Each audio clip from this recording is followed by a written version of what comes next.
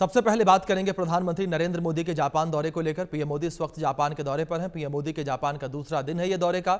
और पीएम मोदी किस तरीके से बुलेट ट्रेन की यात्रा करने के लिए पहुंचे, तो जापान के जो लोग हैं वो प्रधानमंत्री नरेंद्र मोदी का किस तरीके से यहां पर अभिवादन कर रहे थे, करते नजर आए, तस्वीरों में देख सकते हैं। और पीएम मोदी ने सभी लोगों का अभिवादन जो है वो भी स्वीकार किया। ये तस्वीरें आपके स्क्रीन पर हैं। पीएम मोदी के जापान दौरे का दूसरा दिन। पीएम मोदी ने अपने जापान दौरे के दूसरे दिन बुलेट ट्रेन की यात्रा की। और जब पीएम मोदी यात्रा करने के लिए निकले तो जो बुलेट ट्रेन स्टेशन था वहां पर बड़ी संख्या में लोग जो मौजूद थे, आप देख सकते हैं किस तरीके से वहां पर मौजूद बच्चों से भी पीएम मोदी ने मुलाकात की और लोगों का भी हाथ हिलाकर पीएम मोदी ने अभिवादन जो है वो स्वीकार किया है। इन तस्वीरों में आप देख सकते हैं किस तरीके से पीएम मोदी जो है वो सभी का अभिवादन स्वीकार करते हुए नजर आए हैं। जापान के लोगों में भी एक एक्साइटमेंट जो है वो पीएम मोदी को लेकर देखने को मिल रही है और हर कोई इन पलों को अपने फोन के कैमरे में कैद करता हुआ नजर आया। इन तस्वीरों में देख सकते हैं किस तरीके से हर कोई जो है अपने फोन से पीएम मोदी को तस्वीरों में कैद करता हुआ नजर आया।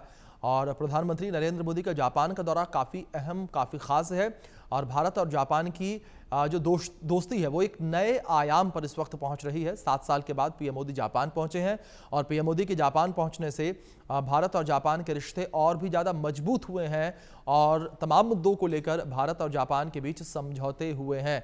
21 समझौते भारत और जापान के बीच जो है वो हुए हैं। 21 समझौतों पर हस्ताक्षर किए गए हैं और भारत और जापान जो है वो तमाम चीज़ों को लेकर आपसी सहयोग को बढ़ावा देंगे और आपसी सहयोग के साथ भारत जापान कई क्षेत्रों में अब आगे चलकर काम करेंगे। और इस यात्रा को ये भी कहा जा रहा है कि यात्रा पीएम मोदी की जो है भारत और जापान की दोस्ती के नए आयाम को लेकर यात्रा थी और अगले 1 दशक तक भारत और जापान जो है वो बेहतर तरीके से काम करेंगे। और इसी कड़ी में जापान भारत में करीब करीब $67 बिलियन जो है वो इन्वेस्ट करेगा।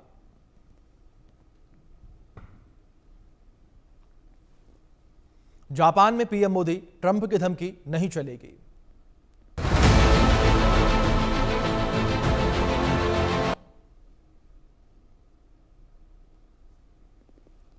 भारत के प्रधानमंत्री नरेंद्र मोदी के जापान दौरे का दूसरा दिन है। पीएम नरेंद्र मोदी ने अपने जापानी समकक्ष शिगेरू इशिबा के साथ शिखर वार्ता की है और जिसका मकसद द्विपक्षीय संबंधों को आगे बढ़ाना। 2 दिवसीय जापान यात्रा पर पीएम मोदी का उद्देश्य दिल्ली और टोक्यो के रिश्तों को मजबूत करना है, यानी कि भारत जापान के रिश्तों को मजबूत करना। अपनी जापान यात्रा को लेकर प्रधानमंत्री मोदी ने कहा कि जापान यात्रा का मुख्य उद्देश्य भारत जापान के विशेष रणनीतिक और वैश्विक साझेदारी को नया आयाम देना है। उन्होंने ये भी कहा कि पिछले 11 वर्षों में दोनों देशों के रिश्ते मजबूत हुए हैं और अब ध्यान आर्थिक निवेश और नई प्रौद्योगिकियों जैसे एआई और सेमीकंडक्टर सहयोग पर होगा। और जापान ने पहलगाम आतंकी हमले की निंदा करते हुए कहा कि पहलगाम में बेगुनाह लोगों की हत्या करने वालों के खिलाफ सख्त कार्रवाई की जानी चाहिए। लश्कर-ए-तैयबा और जैश-ए-मोहम्मद के आतंकियों पर सख्त कार्रवाई की बात जापान की तरफ से कही गई है। पीएम मोदी की जापान यात्रा ऐसे समय में हो रही है जब अमेरिकी राष्ट्रपति ट्रंप की व्यापार और टैरिफ नीतियों के चलते भारत और अमेरिका संबंधों में गिरावट आई है। इस बीच एक बड़ी अपडेट भी आप तक पहुंचा दें, जहां ट्रंप के 50% टैरिफ के बाद जापान में पीएम मोदी हैं। पीएम मोदी का दौरा है। पीएम मोदी के जापान दौरे का दूसरा दिन है। जापान के पीएम के साथ पीएम मोदी ने द्विपक्षीय बैठक की है। भारत जापान 15वें वार्षिक सम्मेलन में पीएम मोदी शामिल हुए और जापान के पीएम के साथ पीएम मोदी ने बुलेट ट्रेन की सवारी भी की है। ये बड़ी खबर है। प्रधानमंत्री नरेंद्र मोदी का ये दौरा काफ़ी खास जो है वो बताया जा रहा है। पीएम मोदी इस वक्त जापान के दौरे पर है और पीएम मोदी का ये दौरा काफ़ी खास बताया जा रहा है। ये बड़ी खबर निकलकर जो सामने आई है।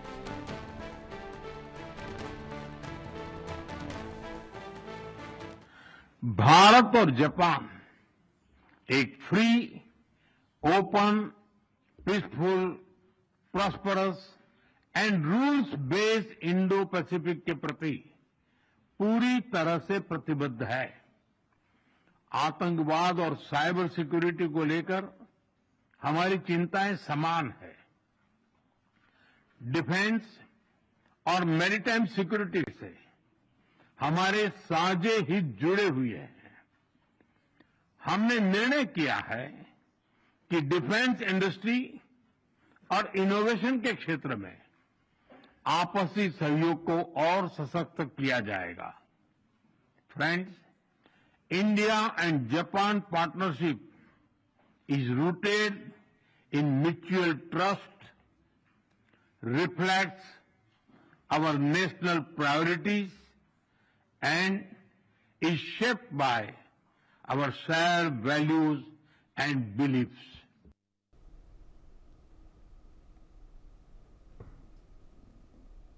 चलिए कुछ और जानकारी आप तक पहुंचा दें। जहां ट्रंप टैरिफ के बीच जापान से पीएम मोदी का बड़ा संदेश सामने आया। विकसित भारत बनाने के लिए बड़े सुधारों की शुरुआत करने की बात पीएम मोदी ने कही है। भारत और जापान की साझेदारी वैश्विक शांति के लिए अहम है। रणनीतिक साझेदारी से सुनहरे अध्याय की नींव रखी है। भारत जापान एक प्राकृतिक साझेदार हैं और अगले 10 साल के लिए रोड मैप बनाया गया। भारत जापान में 10 ट्रिलियन येन निवेश करेगा। Make in India, make for the world नया स्लोगन है ये, और जापान के साथ डिजिटल पार्टनरशिप 2.0 की शुरुआत कर रहे हैं। जापानी तकनीक और इंडियन टैलेंट विनिंग फॉर्मूला है। ऑटो सेक्टर की सफलता, बैटरी, रोबोटिक्स, सेमीकंडक्टर, जहाज निर्माण में दोनों देश जो हैं वो साथ रहेंगे। जापान की टेक्नोलॉजी और भारतीय प्रतिभा मिलकर जो है इस सदी की तकनीकी क्रांति का नेतृत्व कर सकते हैं। ये भी पीएम मोदी के द्वारा कहा गया है। तो एक ये बड़ा बयान पीएम मोदी का निकलकर सामने आया है और प्रधानमंत्री नरेंद्र मोदी का जापान का दौरा इन्हीं वजहों से काफ़ी ज़्यादा खास माना जा रहा है। तो ये काफ़ी खास पीएम मोदी का जिस तरीके से दौरा ये बताया जा रहा है, और इस दौरे के दौरान 21 समझौतों पर हस्ताक्षर हुए हैं। ऐसे भी आप समझ सकते हैं कि ये दौरा कितना खास है। 21 समझौते जिन पर हस्ताक्षर हुए हैं, 21 मुद्दों पर भारत और जापान की सहमति बनी है, और अब तमाम क्षेत्रों को लेकर भारत और जापान जो है वो अब काम करते हुए नजर आएंगे। इसी विषय पर बातचीत करने के लिए हमारे साथ 2 खास मेहमान जुड़े हैं। उनका परिचय मैं आपसे करवा दूं। हमारे साथ पूर्व एम्बेसडर योगेश गुप्ता जी जुड़े हैं, पूर्व राजनयिक हैं। हमारे साथ अश्विनी राणा जी जुड़े हैं, अर्थशास्त्री। आप दोनों मेहमानों का बहुत स्वागत है। चर्चा की शुरुआत योगेश जी मैं आपसे ही करना चाहूंगा। योगेश जी, प्रधानमंत्री नरेंद्र मोदी के जापान दौरे के क्या मायने निकाले जाएं, और एक तरफ अमेरिका से जो तल्खियां चल रही हैं रिश्तों में, उस बीच जापान का दौरा बड़ा अहम कहा जा रहा है। हाँ, देखिए, जापान के साथ जो है 2-3 बातें बहुत इंपॉर्टेंट हैं जो हमें ध्यान में रखनी पड़ेंगी कि जापान और भारत जो है, हम लोगों की सोच जो हमारे नेबरहुड में हो रहा है जी। जैसे चीन की तरफ से पहले कुछ इस तरह की एफर्ट्स हो रही थी कि भाई डिस्प्यूटेड एरियाज पर वो ज़बरदस्ती अपनी फौज भेजकर जो है उनको ऑक्युपाई करने की और उनको हथियाने की कोशिश कर रहा था। तो इस तरह के हमारे दोनों के कंसर्न्स हैं। साउथ चाइना सी हो या ताइवान स्ट्रेट वगैरह हो। ताइवान देखिए जापान से करीबन 100 माइल्स की दूरी पर है, बहुत पास है, और जापान को ये लगता है कि भाई अगर चीन ने ज़बरदस्ती जो है ताइवान पे कब्जा कर लिया तो उससे फिर जापान की सुरक्षा को भी ठेस पहुंच सकती है, और ताइवान के बाद जो है फिर उस तरह का रुख जो है चीन का भारत की तरफ भी हो सकता है।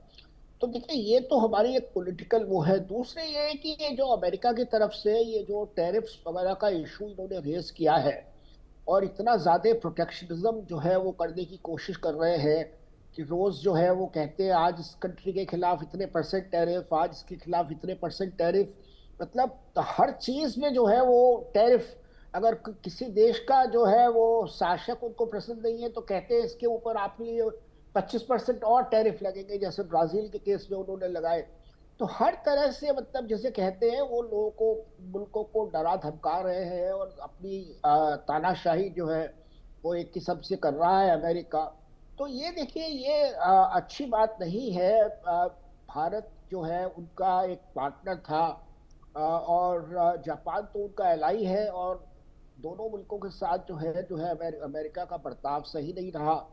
तो एक जिसे कहते हैं जो एक ग्लोबल पीस एंड स्टेबिलिटी है, उस पर थोड़ा धक्का लगा है अमेरिका की हरकतों से। और थोड़ा सा चीन की तरफ भी देखिए आप कि वो जो है वो इकोनॉमिक मुद्दों को जो है वेपनाइज कर रहा है कि इस मुल्क को हम रेयर अर्थ देंगे, इसको हम नहीं देंगे। तो ये भी देखिए, इस तरह की चीज़ गलत है। अगर सब लोग इस तरह से करना शुरू कर देंगे तो फिर ग्लोबल इकोनॉमी कहाँ जाएगी। तो इस संदर्भ के बैकग्राउंड में देखिए, भारत और जापान जो है दो एक बड़े इम्पोर्टेंट मुल्क हैं। जापान ने शुरू से ही जो है अपने आप को अमेरिका के साथ टाई अप कर रखा था कि भाई अमेरिका उनको सिक्योरिटी प्रोवाइड करेगा और वो अपनी इकोनॉमी और टेक्नोलॉजी वगैरह के ऊपर फोकस करेंगे। जी। तो इसमें जो है जापान ने इकोनॉमिक साइड पर काफी तरक्की की, लेकिन थोड़ा सिक्योरिटी और टेक्नोलॉजीज के एरिया में जापान थोड़ा पीछे रह गया। लेकिन हमें ये नहीं भूलना चाहिए कि देखिए जापानी लोग बहुत काबिल लोग हैं और टेक्नोलॉजी के क्षेत्र में वो कभी भी पीछे रहने वालों में से नहीं है। वो बिल्कुल, ठीक है कि बिल्कुल। पिछले 4-5 साल में जो है कुछ पॉलिटिकल रीजंस की वजह से थोड़ा सा वो पीछे रह गए, लेकिन वो बहुत जल्दी आगे आ जाए। जी। और जिस तरह का वो, जैसे भारत जो है अपनी इंडिजिनस डिफेंस इंडस्ट्री बना रहा है, ऐसे जापान भी बना रहा है। जिस तरह भारत जो है टेक्नोलॉजी में आगे आने की कोशिश कर रहा है, ऐसे जापान भी कर रहा है। तो हमारे दोनों मुल्क जो है देखिए, अगर हाथ हम मिला लेते हैं जी। और कई क्षेत्र में हम ऑलरेडी कोऑपरेट कर रहे हैं, बिल्कुल जैसे बुलेट योगेश जी, ट्रेन ये का बड़ी प्रोजेक्ट महत्वपूर्ण है बात या आपने कही है कि दोनों देश जिस तरीके से हाथ मिला रहे हैं और इसी प्रकार से इसी रफ्तार से काम करेंगे इन क्षेत्रों में, तो जाहिर तौर पर एक नए आयाम पर भारतीय बाजार और जो जापानी बाजार है वो भी पहुंचता हुआ नजर आएगा। अश्विनी जी, मैं आपका रुख करना चाहूंगा, और आर्थिक लिहाज से भारत और जापान की जो ये पूरी साझेदारी रही है, 21 समझौतों पर हस्ताक्षर हुए हैं, वो किस तरीके से आप देखते हैं? ये बिल्कुल एक बहुत महत्वपूर्ण ये समझौते हुए हैं जी। भारत और जापान के बीच में। जापान लगभग 6 लाख करोड़ का जो है इन्वेस्टमेंट भारत में करेगा, अलग अलग क्षेत्र में करेगा। पहले से ही जापान का इन्वेस्टमेंट भारत में बहुत बड़ा है। अगर हम मेट्रो कहें, हम अपना जो ट्रेन, बुलेट ट्रेन, उसके ऊपर उन्होंने इतना इन्वेस्टमेंट कर रखा है, और जिसे कहते हैं जीरो इंटरेस्ट के ऊपर, तो एक बहुत बड़ा जो है। और भारत ने और जापान ने अगले 10 साल तक इस प्रकार के दोनों देश मिलके जो है आगे बढ़ सकते हैं, तरक्की कर सकते हैं हर क्षेत्र में, उसके ऊपर ये सारे समझौते जो है फोकस किए हैं। तो एक बहुत बड़ा इन्वेस्टमेंट आने के बाद भारत के अंदर, भारत की जो इकोनॉमी है, जीडीपी है, रोजगार है, सब चीजों के ऊपर उसका असर पड़ने वाला है। और इसका जो एक मैसेज जो है वो अमेरिका को भी जाएगा। अब आप देखिए कि जी। जापान के जो प्रतिनिधि वहां जाने वाले थे अमेरिका में, उनके साथ डील करने के लिए, उन्होंने अभी वो कैंसिल किया, होल्ड किया है। तो इसका मतलब कि भाई जापान भी अमेरिका के उस टैरिफ वार से जो है त्रस्त है। तो इस बीच में, और जापान और भारत का तो संबंध अभी का नहीं, बहुत पुराना है, मतलब। तो इस कारण से समय समय पर जो है, और प्रधानमंत्री ने भी कहा है कि वहाँ की टेक्नोलॉजी, यहाँ की जी। जो क्षमता है, ये दोनों मिलकर जो है विश्व के लिए भी, ये नहीं कि सिर्फ अपने अपने देशों के लिए, विश्व के लिए भी वो काम करेंगे। तो इसका असर जो है लॉन्ग टर्म रहने वाला है। जो जी। भारत की एक सोच है कि 47 तक जो है विकसित भारत जो है वो बन जाए, तो जी। उसमें ये एक बहुत बड़ा नींव का पत्थर होने वाला है। जी योगेश जी, दूसरी ओर चीन की बढ़ती सक्रियता को देखते हुए भारत और जापान की जो साझेदारी है वो कितनी अहम आप देख रहे हैं? हाँ देखिए, भारत और चीन जो है वो दोनों ने बड़ा स्ट्रॉन्ग और क्लियर स्टैंड लिया है कि भाई साउथ चाइना सी जो है एक तो वो ग्लोबल ग्लोबल कॉमन्स का हिस्सा है, कि जैसे दुनिया के और ओशंस है और वाटरवेज है, कि भाई वो वहां पर जो है ट्रांसपोर्टेशन और नेविगेशन, ट्रैवल वगैरह वो फ्री होना चाहिए, किसी भी देश का उसमें हस्तक्षेप नहीं होना चाहिए। चीन ने कुछ पहले इस तरह की कोशिश करी कि आप हमारे से परमिशन लीजिएगा, तो वो ग्लोबल कॉमन्स में जो है किसी मुल्क के परमिशन लेने का सवाल ही नहीं उठता। और दूसरी बात यह है कि जो आसपास के छोटे छोटे मुल्क हैं, जैसे फिलीपींस है फॉर इंस्टेंस, या वियतनाम है, तो ये छोटे छोटे मुल्कों की जो सुरक्षा है वो बहुत कमजोर है। तो भारत और जापान ने दोनों ने मिलकर कोशिश करी है कि इन मुल्कों की सुरक्षा को और थोड़ा हम सुदृढ़ करें। उनको जो है हमने नेवल इक्विपमेंट दिया है, कोस्ट गार्ड इक्विपमेंट दिया है, उनको एक्सरसाइजेस वगैरह में इन्वॉल्व कर रहे हैं, उनकी मतलब सिक्योरिटी रिसिलियंस बढ़ा रहे हैं, डोमेस्टिक उनकी डिफेंस इंडस्ट्री को हम बढ़ावा दे रहे हैं। तो इन दोनों में भी जो है हमारा और जापान का साथ साथ एक कॉमन स्टैंड है। इसी तरह से तैवान के ऊपर भी जो है हम दोनों मुल्क जो है तैवान के साथ अपनी अपनी कोऑपरेशन बढ़ा रहे हैं। और हम दोनों का मानना ये है कि भाई ताइवान का जो पॉलिटिकल स्टेटस है उसको डिस्टर्ब नहीं करना चाहिए। जी। तो पॉलिटिकल हम लोगों की जो है कन्वर्जेंस ऑफ व्यूज है, उसके अलावा इकोनॉमिक में और टेक्नोलॉजी में तो देखिए अब आगे हम काफी बढ़ रहे हैं। इसी तरह से डिफेंस के क्षेत्र में अब भारत की देखिए कितनी कैपेबिलिटी है कि कोई भी चीज हम लो कॉस्ट पे बना सकते हैं, और जापान जो है टेक्नोलॉजी में बहुत आगे है। तो अगर हम दोनों हाथ मिला लेते हैं और दोनों मिलके काम करते हैं तो आज से 5 से 7 साल के बीच में आप देखिएगा कि जापान और भारत जो है कहाँ से कहाँ पहुंच जाए।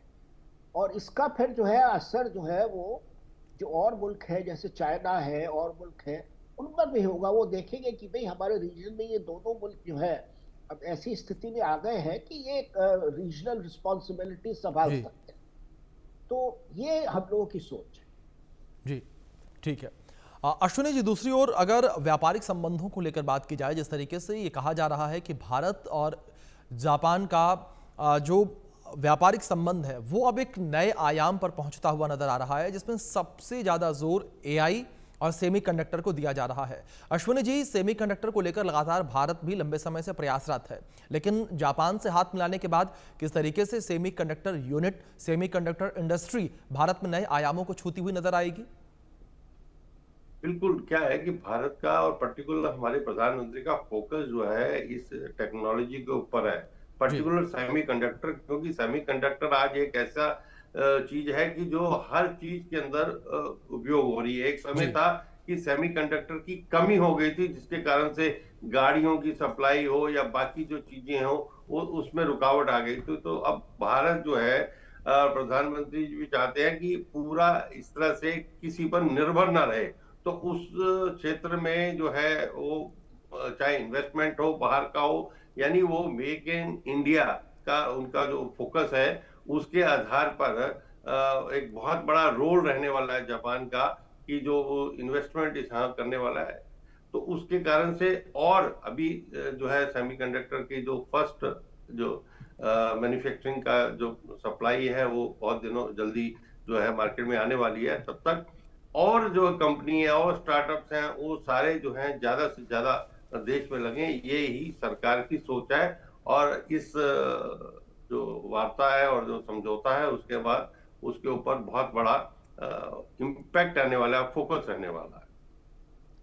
जी, योगेश जी, दूसरी ओर ये भी कहा जा रहा है कि भारत ने अमेरिका से विवाद के बाद अपना दूसरा ग्राहक तलाशना शुरू कर दिया है, एक नया बाजार तलाशना शुरू कर दिया है। क्या ये उस दिशा में भी एक महत्वपूर्ण और ठोस कदम माना जाए, योगेश जी? भाई देखिए हमारे और जापान के संबंध तो बहुत पुराने हैं। अभी आपने बिल्कुल। जिक्र किया कि ये बुलेट ट्रेन प्रोजेक्ट के लिए जापान ने जो है कितना हमें इजी लोन दिया था, कोई इंटरेस्ट नहीं है, बहुत लॉन्ग टर्म पेमेंट पीरियड है, सारी टेक्नोलॉजी जो है जापान ने हमें दी है। तो संबंध तो हमारे पुराने हैं, लेकिन ये है कि अब थोड़ा सा हमें इसको और तेज करने की जरूरत है। और देखिए ये हमारे सारे रिलेशनशिप्स जो है वो they stand on their own. ये ऐसा नहीं है कि आज अमेरिका के साथ या कल चीन के साथ हमारे रिश्ते थोड़ा नीचे हो गए या कुछ दब गए तो हम जापान के साथ वो कर देंगे। जापान के साथ तो हम शुरू से ही बहुत अच्छे रिश्ते बनाने की कोशिश कर रहे हैं। इसी तरह से रूस के साथ भी जो है हमारे रिश्ते बहुत अच्छे हैं। और अब हम कोशिश कर रहे हैं कि चाइना के साथ भी हमारे रिश्ते सुधर जाए, चाइना के साथ हमारी और ट्रेड और इन्वेस्टमेंट कोऑपरेशन बढ़े। तो ये तो एक कंटिन्यूअस एफर्ट है, कंटिन्यूअस प्रयास है। और देखिए ग्लोबल सिचुएशन, जियोपॉलिटिकल चेंजेस जो हो रहे हैं उसका असर तो पड़ता है। मैं ये कहूँ कि नहीं पड़ता तो ये तो गलत होगा। अगर हमारे रिश्तों में अमेरिका के साथ उसमें कुछ फर्क आता है तो ये इसमें नेचुरल है कि फिर शायद और मुल्कों के साथ उनका असर दिखे एक पॉजिटिव वे में या किसी और तरीके से। तो जियोपॉलिटिकल चेंजेस का फर्क तो आता है, लेकिन ये रिलेशनशिप्स जो है वो they stand on their own also. ऐसा भी नहीं है कि वो खाली अमेरिका की वजह से ऊपर निर्भर है। हमारे जापान का जो हम दोनों का एक आपस में भरोसा है बहुत पुराना है, और वो अब शिंजो आबे जी के टाइम से और जी। उससे पहले से जो है चला आ रहा है। बहुत घनिष्ठ हमारे संबंध रहे हैं और हमारी सोच जो है वो सिमिलर है, भारत और जापान की सोच। जी, अश्विनी जी, दूसरी ओर जापान के साथ आर्थिक सहयोग भारत को चीन के ऊपर जो निर्भरता है वो कम करने में सहयोग करेगा। देखिए, चीन पर निर्भरता एक अलग जो है ना एरिया है। कारण क्या है कि चीन से जो सप्लाई चेन है वो एक अलग तरह की है। जापान से हमारे जो इंपोर्ट है वो अलग तरह का है कि वहां से टेक्नोलॉजी भी आ रही है, वहां से इन्वेस्टमेंट भी आ रहा है। लेकिन बहुत सारी ऐसी चीजें हैं कि जिसका मैन्युफैक्चरिंग हब जो है वो चाइना ही है। तो चाइना के साथ हमारे ठीक है कि संबंध बहुत अच्छे नहीं कह सकते हम, लेकिन आज समय की मांग है कि कन्वीनियंस के आधार पर हमें वो जो उनके साथ व्यापार के रिश्ते बना के रखने पड़ेंगे, और बाकी जो एरिया के ऊपर कॉन्फ्लिक्ट है उसको किस तरह से रिजॉल्व किया जा सकता है, क्योंकि इतने लंबे समय के बाद प्रधानमंत्री भी वहां जाने वाले हैं, तो उसके ऊपर भी निश्चित बात होगी। हालांकि चीन कोई बहुत जल्दी किसी चीज को एक्सेप्ट करेगा या सुधर जाएगा ऐसी सोच नहीं होनी चाहिए। लेकिन फिर भी क्योंकि व्यापार और बाकी जो रिश्ते हैं उसके अंदर एक थोड़ा सा अंतर रहता है, तो क्योंकि हमारी भी आज बहुत ऐसी चीजें हैं जिसकी जरूरत है कि एज ए सप्लाई चेन जो चाइना से हमें सामान जो है मिलता है, और हम यहाँ पर उसको असेंबलिंग कहें या उसको मेक इन इंडिया कहें, उसको उसका उपयोग करते हैं, तो वो एक महत्वपूर्ण जिसे कहना चाहिए वो उनके साथ भी संबंध जो है व्यापारिक दृष्टि से वो जरूरी है। जी बिल्कुल। आप लेकिन अश्विनी जी, इस बीच मेरा एक सवाल आपसे यहाँ पर यह भी है कि जो ये स्थितियाँ इस वक्त लगातार देखने को मिल रही हैं, और इन स्थितियों के बीच जिस तरीके से पीएम मोदी जापान के दौरे पर गए हुए हैं, क्या एक स्ट्रेटेजिक मैसेज के तौर पर देखा जाए चीन के लिए भी? क्योंकि चीन से ठीक पहले पीएम मोदी ने जापान को चुना और इसके बाद वो अब चीन जा रहे हैं। बिल्कुल, क्या है कि प्रधानमंत्री और देश अभी जो है वो एक अलग तरह से काम करता है, और एक जब काम करता है तो उसका एक व्यापक जिसे कहना चाहिए वर्ल्ड वाइड मैसेज भी साथ में जाता है।